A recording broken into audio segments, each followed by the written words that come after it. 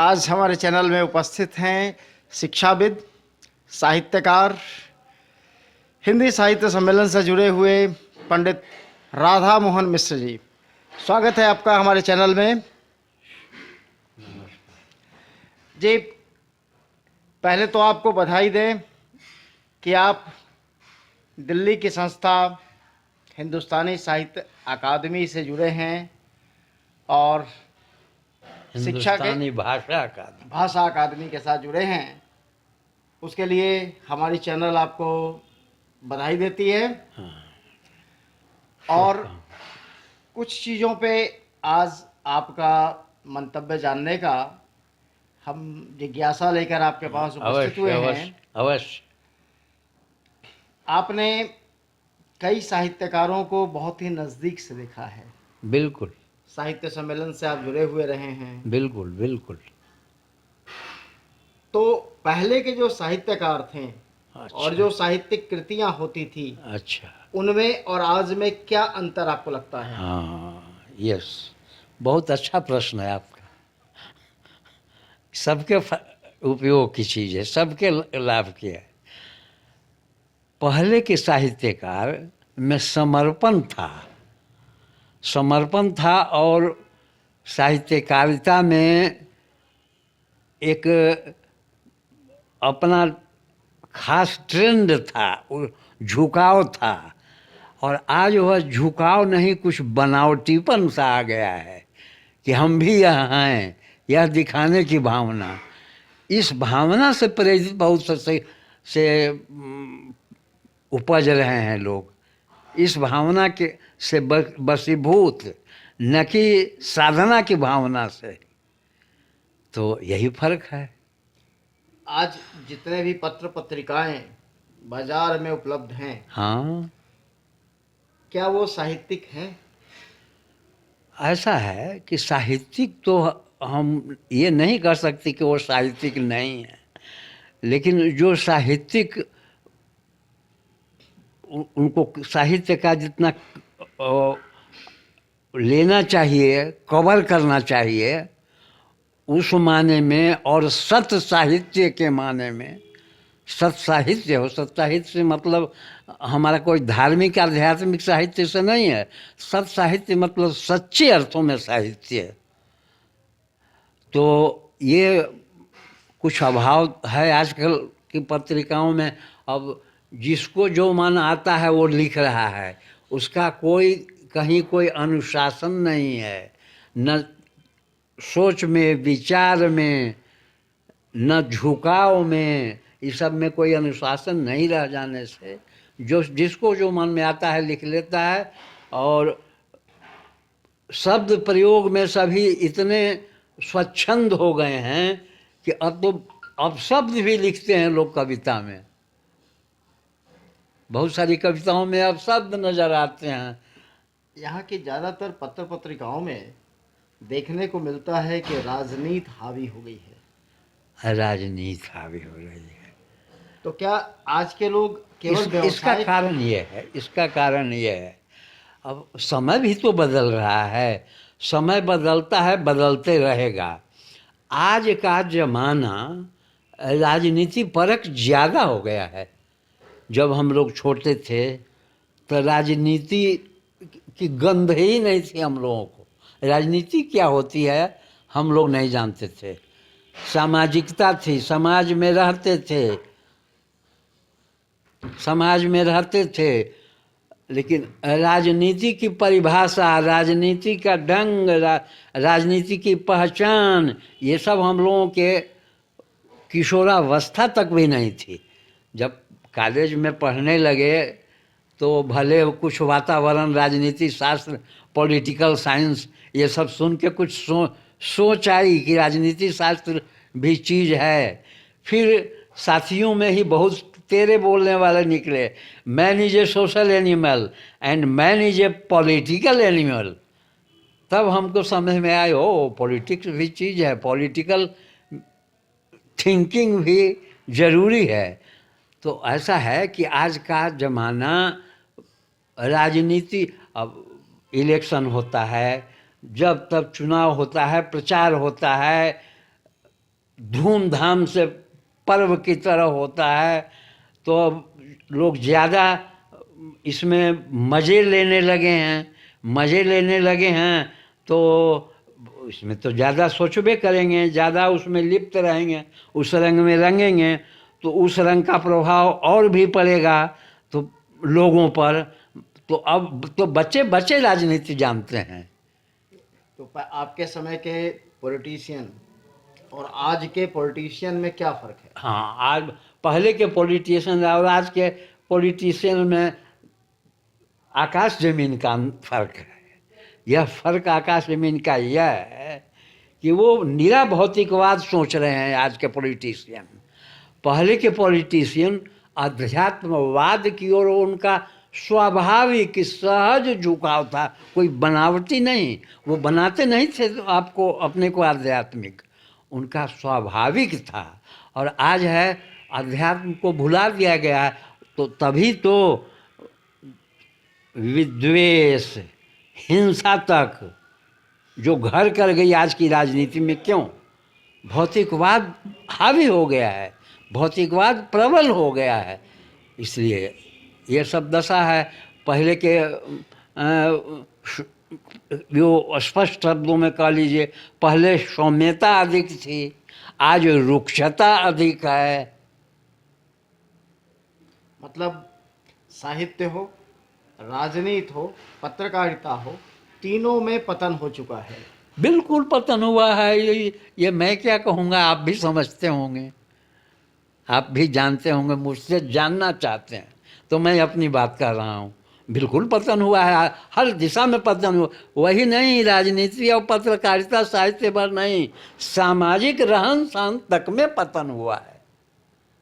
आज के लोगों में पतन का कारण क्या हो सकता है, ये आप जरा। हाँ, पतन का कारण, पतन के अनेक कारण हैं।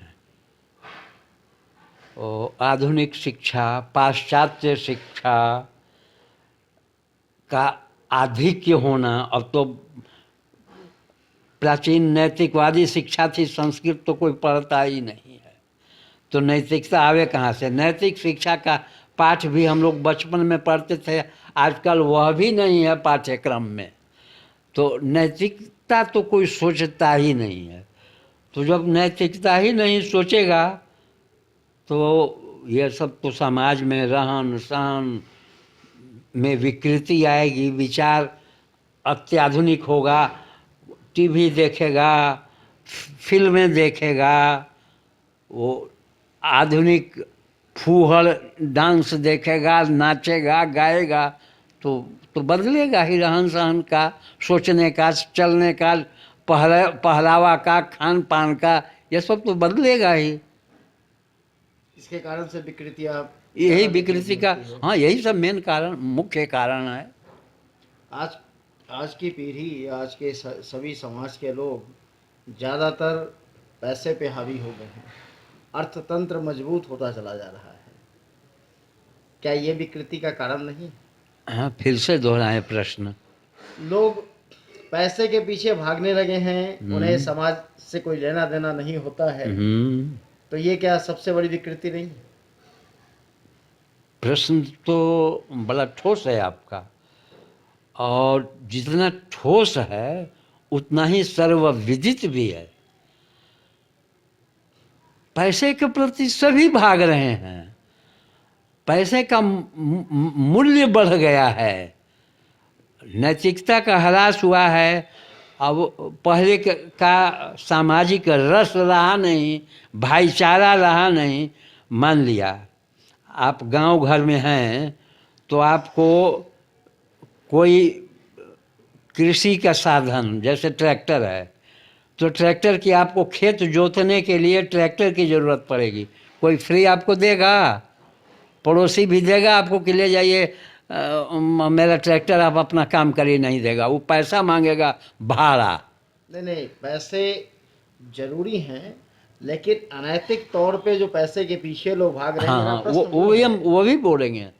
तो जब वो इस तरह की बातें आ गई कि रस, पारस्परिक सहयोग रस नहीं रहा, भाईचारा नहीं रहा, आदान प्रदान, जिसको कुछ त्याग कह सकते हैं कुछ सीमा तक, त्याग भावना घटी। तो त्याग भावना घटने से तो पैसे पर जोर रहेगा, पैसा सबको ही चाहेगा। पैसे ही से जब मेरा काम होगा, सारा काम जब मेरे पैसे से होगा, तो मैं चाहूँगा कि पैसा मेरे पास भी हो, तब तो मेरा काम होगा। तो अब आती है अनैतिकता की बात। तो जब पैसे पर पूरा ध्यान अर्थ पर आ जाएगा, तो फिर नैतिकता तो स्वाभाविकता घटेगी, उस ओर ध्यान कम जाएगा। कैसे आता है ये ध्यान कम होगा क्या? जी, इसलिए आपने पहले भी कहा कि संस्कृत के हटने से नैतिकता घट गई।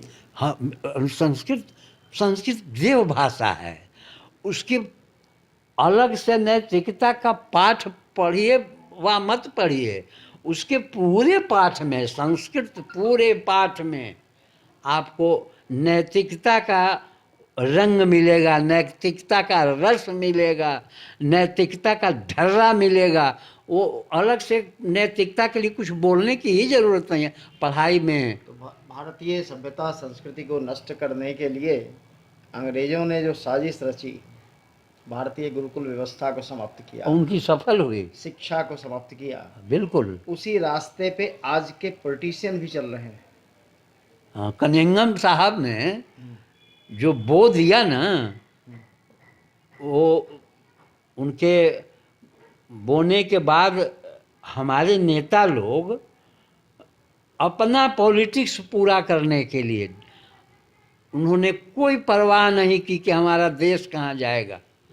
उनको अपने पॉलिटिक्स से, राजनीति से मतलब, मेरा शासन हो। मेरा शासन कैसे होगा? पब्लिक को खुश करके। पब्लिक को खुश कैसे करेंगे? तो पब्लिक के मनोनुकूल करेंगे, जो सरल होगा। कठिनाई में, अच्छाई में कठिनाई होगी और बुराई में सरलता होगी, तो सरल ढंग में जाओ, चाहे देश कहीं भी जाए। ये भावना रही।